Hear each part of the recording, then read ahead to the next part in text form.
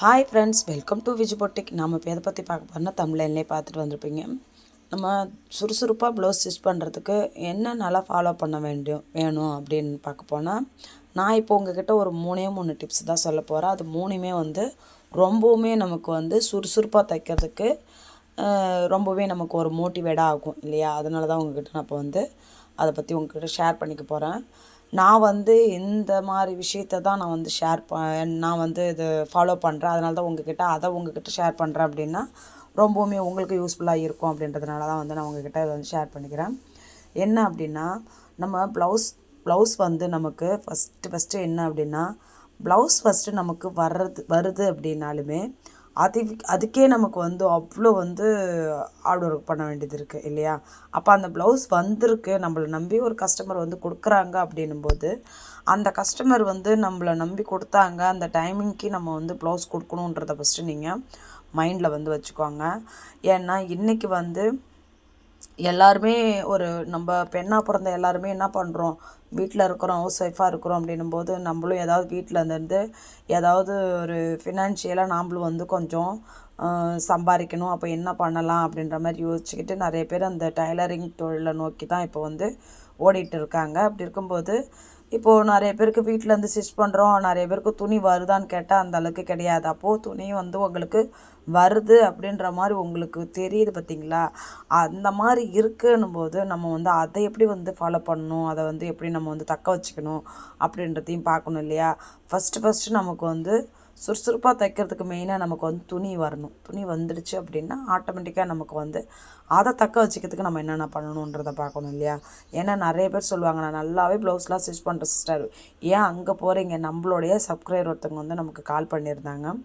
அவங்க சொல்லியிருந்தாங்க, நான் எல்லா டிசைன் ப்ளவுஸும் தைப்பேன் சிஸ்டர். என்னுடைய ஃபோன் நம்பருக்கு எனக்கு கால் பண்ணி அவங்க பேசியிருந்தாங்க. நான் எல்லா டிசைன் ப்ளவுஸ் தைப்பேன், ப்ளவுஸ்லாம் நல்லா ஃபிட்டிங்காக பக்காவாக தைப்பேன் சிஸ்டர். ஆனால் எனக்கு துணியே வரமாட்டுது. நான் ஒரு கடைக்கு போய் பீஸ் ரேட்டுக்கு போய் ஜாக்கெட் வாங்கிட்டு தைக்கிறேன். அவங்களுக்கு என்னென்னா, அவங்கள விட நான் நிறைய ப்ளவுஸ் தைக்கிறேன்னு அதுக்கே எனக்கு ப்ளவுஸ் நிறையா கொடுக்க மாட்டுறாங்க. ஆனால் என்னால் வீட்டில் சும்மா இருக்க பிடிக்கல. எனக்கு 2 பொம்பளை பிள்ளைங்க இருக்குது. நாம் ஏதாவது ஒரு இண்டிபெண்ட்டாக இருக்கணும் அப்படின்ற மாதிரி அவங்க ஃபீல் பண்ணுறாங்க இல்லையா? இப்போது இது மாதிரிலாம் நிறையா நடக்கிறதுக்கு நிறைய வாய்ப்பு இருக்குது. அவங்க நல்லாவே ப்ளவுஸ் ஸ்டிச் பண்ணாலுமே, ஆனால் நம்மளை நம்பி ஒருத்தவங்க துணி கொடுக்குறாங்களான்னு கேட்டால் கிடையாது. இப்போ நம்ம போய் பீஸ் ரேட்டுக்கு போய் நம்ம ஒரு கடைங்களில் போய் பீஸ் ரேட்டுக்கு ஜாக்கெட் வாங்கி தைக்கிறோன்னும் போது அவங்க நம்மளை நம்பி தராங்க. அப்போது அதை தான் அவங்களுமே வேர் பண்ணுவாங்க. அப்போ அவங்களுக்கு அது கம்ஃபர்டபுளாக இருக்குது. நம்மளை நம்பி கொடுக்குறதுக்கு அவங்களுக்கு அந்த ஒரு தயக்கன்றது இருக்க தான் செய்யுது இல்லையா? அப்போ அந்த தயக்கத்தை நம்ம அவங்கக்கிட்ட நம்ம மாற்றணும் அப்படின்னா அவ்வளோ தூரம் நம்ம ஹார்ட் ஒர்க் பண்ண வேண்டியது இருக்குது. அவங்கள நம்ம புரிய வைக்கணும். நிறைய ப்ராப்ளம் இருக்குது இதெல்லாம் நம்ம கடந்து தான் நம்ம கஸ்டமர் நம்மக்கிட்ட துணியை கொடுத்து நம்ம அதை வாங்கி அதை ஒழுங்காக சரியான முறையில் தைச்சி கொடுக்குறதுன்றது அது 2வது பட்சமாக இருக்குது இல்லையா?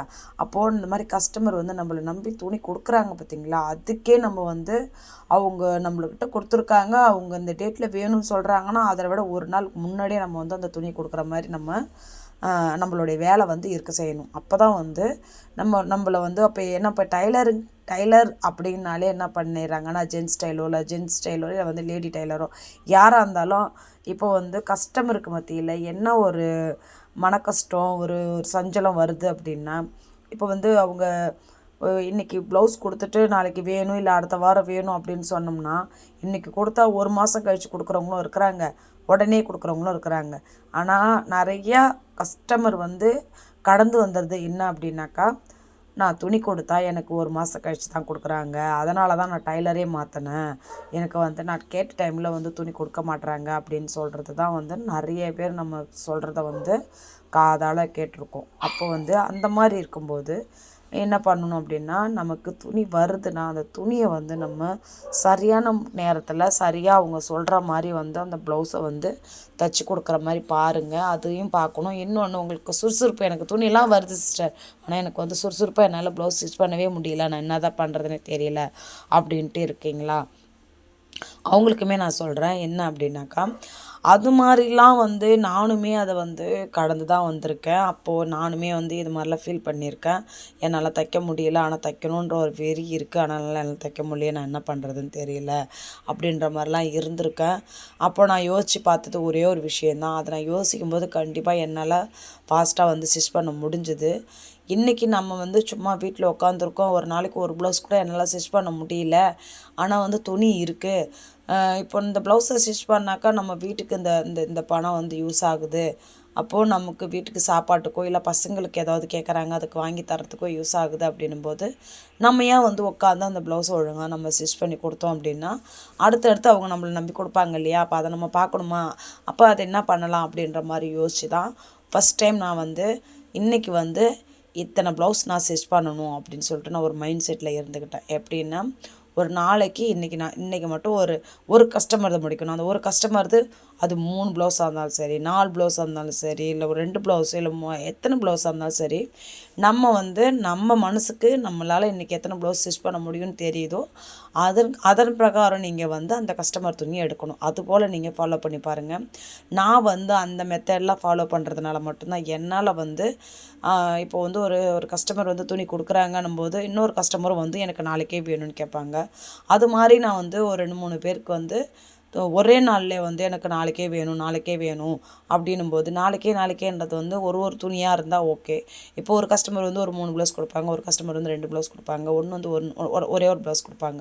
அப்போ யோசிச்சு பார்த்துக்காங்க, அது ஒரு 3, இது ஒரு 2, அது ஒரு மொத்தம் அதுவே வந்துடும் ஒரு 6 ப்ளவுஸ் கிட்ட. இப்போ இந்த 6 ப்ளவுஸ் நாளைக்கு நம்ம ஸ்டிச் பண்ணணும் அப்படின்னா இது வந்து நமக்கு நாளைக்கு மட்டும் கொடுக்க வேண்டியதுன்னு இப்போ வந்த துணிங்க. அப்புறம் நமக்கு வந்து நம்ம ஏற்கனவே வாங்கி வச்ச துணி இருக்குது பார்த்திங்களா, அதையுமே ஸ்டிச் பண்ணிட்டுருக்கோம். அப்போ நம்ம என்ன பண்ணலாம், இதை யோசிக்கணும்.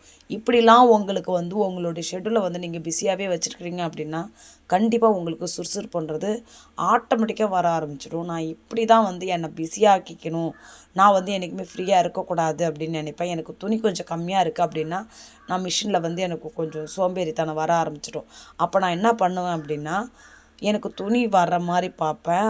இல்லை அப்படின்னா நான் துணி வந்து கொடுக்குறாங்க பார்த்தீங்களா, அவங்கக்கிட்டே சொல்லிவிடுவேன், நீங்கள் நாளைக்கு வந்து வாங்கிக்கிங்க அப்படின்னு சொல்லிவிடுவேன். நாளைக்கு எனக்கு எப்படி இருக்கும், ஏதா இருக்கும், உடம்பு டயர்டு, முடிக்க முடியாதுன்றதெல்லாம் அது வந்து செகண்டு தான். நான் ஃபஸ்ட்டு எப்படி யோசிப்பேன் அப்படின்னா நான் வந்து வாங்கின துணியை தைச்சி கொடுத்துடணும், அதை பெண்டிங் வைக்கக்கூடாது அப்படின்னு நினைக்கிறதுனால தான் இன்றைக்கி வந்து இந்த ஃபீல்டில் வந்து நான் இவ்வளோ ஸ்ட்ரகிளில் தாண்டி வந்து இன்றைக்கி கடந்து ஒரு நல்ல நிலைமையில் வந்து இந்த ஃபீல்டில் வந்து நான் கடந்து போயிருக்கேன் அப்படின்னா நான் பண்ண ஹார்ட் ஒர்க்கால் மட்டும்தான். ஹார்ட் ஒர்க் வந்து எல்லாராலையுமே பண்ணிட முடியுமான்னு கேட்டால் கொஞ்சம் யோசிக்க வேண்டிய விஷயமா தான் இருக்குது. ஏன்னா ஒவ்வொருத்தவங்க நினைப்பாங்க என்னால் பண்ண முடியும் அப்படின்னு நினைப்பாங்க, ஆனால் பண்ண முடிய மாட்டுது இல்லையா?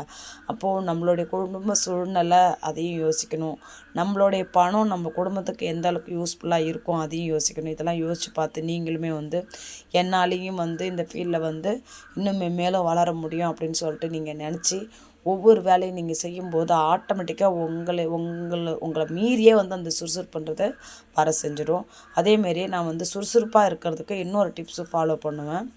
பாட்டு கேட்பேன், எனக்கு பிடிச்ச பாட்டெல்லாம் நான் கேட்பேன். அதுபோல் உங்களுக்கு என்னென்ன பிடிக்குதோ அதுக்கேற்ற மாதிரி நீங்களும் பிளான் பண்ணுங்கள். நம்ம உற்சாகமாக இருக்கிறதுக்கு என்ன பண்ணலாம் அப்படின்ற மாதிரி யோசிச்சு நீங்களுமே வந்து உங்களுக்கு சுறுசுறுப்பு என்ன வேலை செஞ்சால் உங்களுக்கு சுறுசுறுப்பு வருமோ அதை பற்றி நீங்களும் யோசித்து அதுக்கேற்ற மாதிரி செய்யுங்க. உங்களாலேயுமே வந்து சுறுசுறுப்பாக ப்ளவுஸ் வந்து ஸ்டிச் பண்ண முடியும் அப்படின்னு தன்னம்பிக்கையோடு இந்த வேலையை எடுத்து செய்யும்போது கண்டிப்பாக உங்களாலேயும் முடியும். இந்த வீடியோ பிடிச்சிருக்கு அப்படின்னா ஒரு லைக் பண்ணுங்கள். Bye friends.